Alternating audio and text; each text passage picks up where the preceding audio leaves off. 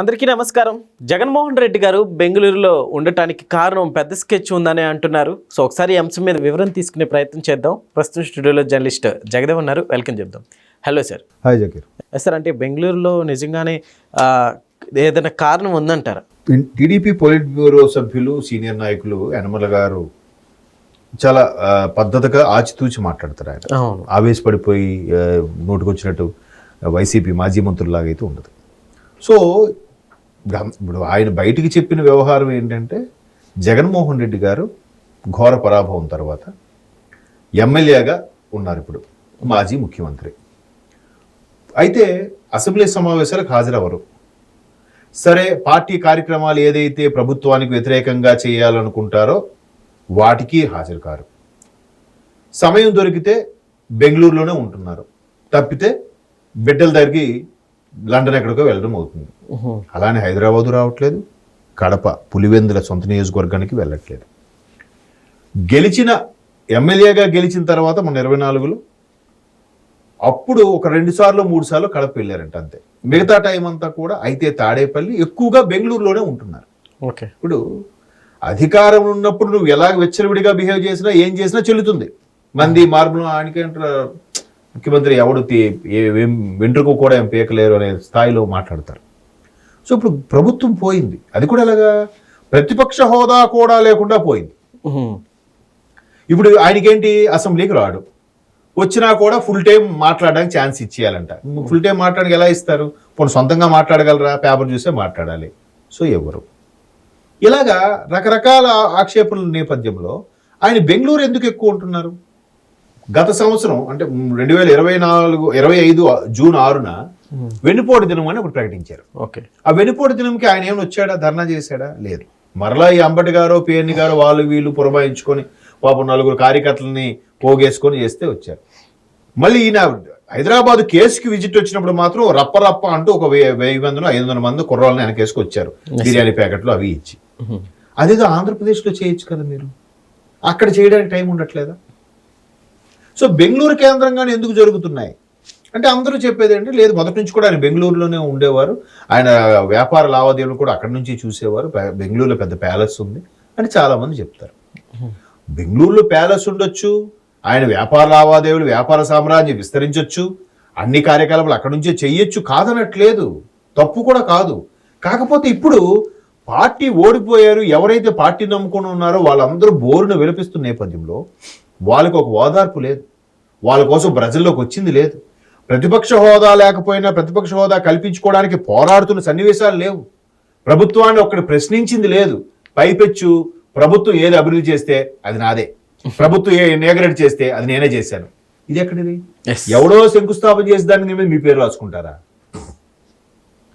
Correct కాదు కదా. ఇక్కడ నుండి నువ్వు పోరాడు. సరే, అసెంబ్లీకి వెళ్ళట్లేదు, వెళ్ళండి, అధ్యక్ష అని చెయ్యెత్తండి, మైక్ ఎవరు, మళ్ళీ ఎత్తండి, మైక్ ఎవరు, అలాగా చెప్పగా ఒక 4 రోజుల తర్వాత ఆయన బయటకు వచ్చి చూసారా ఎన్నిసార్లు అడుగుతున్నా, గొంతు నొక్కేస్తున్నారు, ఇవ్వట్లేదంటే ఒక రకమైన సానుభూతి వస్తుంది కదా. అలా ఎందుకు చేయట్లేదు అంటే భయపడుతున్నారు. మనం గత అసెంబ్లీలో వాళ్ళని చీల్చి చెండాడాం కాబట్టి ఇప్పుడు మనకి వెళ్తే ఖచ్చితంగా తుక్కు రాగొడతారనే భయం మరి అలాగే కనిపిస్తుంది రాజకీయ. ఇప్పుడు ఆఖరికి ఆ రోజు ప్రమాణ స్వీకారంకి వచ్చినప్పుడు కూడా ప్రస్తుత డిప్యూటీ స్పీకర్ RRR గారు పరామర్శించారు, జగన్మోహన్ రెడ్డి గారు ఏంటి ఎలా ఉన్నారు ఏంటి రండి అని. అది నెక్స్ట్ డే పేపర్లోను సోషల్ మీడియాలో అన్నింటిలో వైరల్ అయ్యింది.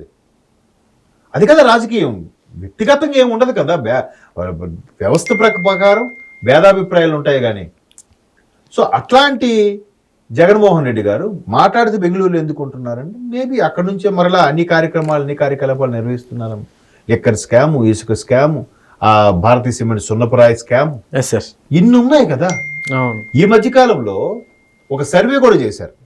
ఆ సర్వే ఏంటంటే సిపిడిఆర్ వాళ్ళు 3 సార్లు వరుసగా ఎన్నికైన ఎంపీల్లో ఎవరు ఆస్తులు ఎంత పెరిగాయి.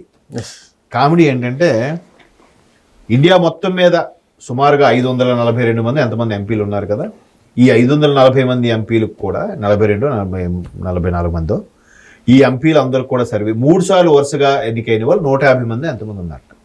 ఈ 150 మందిలో ఎవరు ఆస్తుల రేట్లు ఎంత పెరిగాయనంటే ఒక పర్సను ఏదటి ఛత్తీస్గఢ్ జార్ఖండ్ గుర్తులేదు, ఆ జనతా మోర్చా సంబంధించిన పార్టీ వాడిలో 800% ఆస్తులు పెరిగాయట.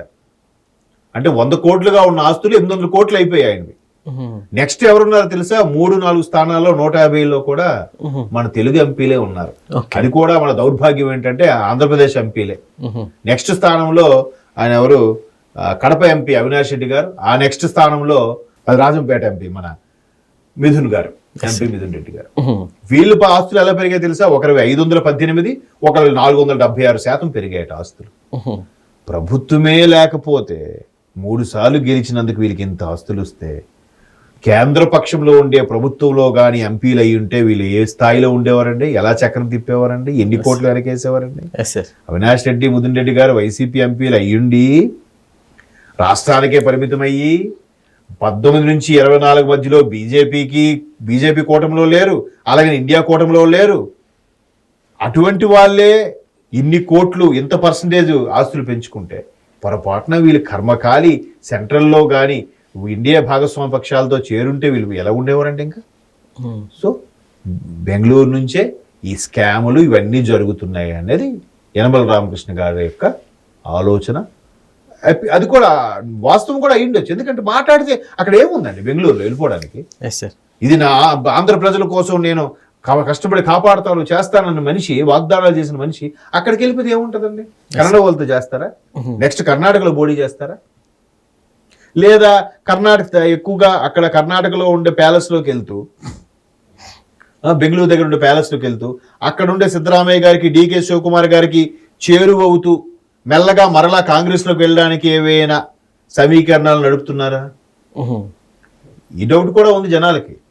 ఏది ఏమైనా ఘోర పరాభవం, 11 సీట్లకే పరిమితమయ్యి 11 మందిలో కూడా ఈ పెద్దిరెడ్డి గారు ఈయన తప్ప మిగతా ఎవరు సరిగ్గా అసెంబ్లీకి కూడా వెళ్తున్నారు లేదు కూడా తెలియదు. అంటే అంత ఫెమిలియర్ కాదు వీళ్ళలాగా. మరి వాళ్ళు కూడా ఆ 9 మంది కూడా మీ గ్రిప్ లో ఉండాలంటే వాళ్ళందరికీ మీటింగ్ పెట్టాలి, మాట్లాడాలి. ఏంటి మనం ఎలా ముందుకెళ్తాం, మనం చేసిన తప్పిదాలు ఏంటి అని తెలుసుకోవాలి. అది లేదు, మేము రైటే చేసాం అయినా ఓడిపోయాం, ఈవీఎంలు ట్యాంపరింగ్ జరిగాయి, ఈ అన్నదమ్ములు అక్కచెల్లెల మానాభిప్రాయాలు ఏమయ్యాయో, ఇదే స్టేట్మెంట్. తప్పుని యాక్సెప్ట్ చేస్తేనే విజయం వస్తుంది. తప్పుని యాక్సెప్ట్ చేయట్లేదు మీరు. సో ఇవన్నీ కూడా బెంగళూరుని కేంద్రీకృతం చేయడానికి ఆ మధ్యకాలంలో కూడా వచ్చింది. ఇప్పుడు సీఎంగా ఉన్నప్పుడైతే స్పెషల్ చార్టర్డ్ ఫ్లైట్లు, వాళ్ళ మంది మార్పులు ఎంత ఖర్చు, ఏది ప్రభుత్వ ధనం కాబట్టి, ప్రజాధనం కాబట్టి. ఇప్పుడు మాత్రం కామన్ ఫ్లైట్లు వెళ్తున్నారంట ఇద్దరు భార్యాభర్తలు కూడా. అంటే ఇప్పుడు సొంత డబ్బు కాబట్టి ఎక్కువ ఖర్చు పెట్టి, మరి ఇప్పుడు కూడా మాజీ ముఖ్యమంత్రి స్థాయి హోదా కదా, మరి ఓన్ చార్టర్డ్ ఫ్లైట్లు వెళ్ళొచ్చు కదా. చూసారా ఎంత వేరియేషన్? అది కూడా ఎవరో రాశారు ఆర్టికల్ ఆ మధ్యకాలంలో. సో ఏవో జరుగుతున్నాయి, అవి కొన్నేళ్ళకి బయటపడతాయి. అంతవరకు మనం ఓపిక వినాలి. కొంతమంది ఫాలోవర్స్ అబ్బా సూపర్ అన్న ఏదో చేసేస్తున్నాడు అనుకుంటారు, ఒక్కసారి తుస్సుమంటుంది. అది కూడా wait and see. Okay sir, thank you.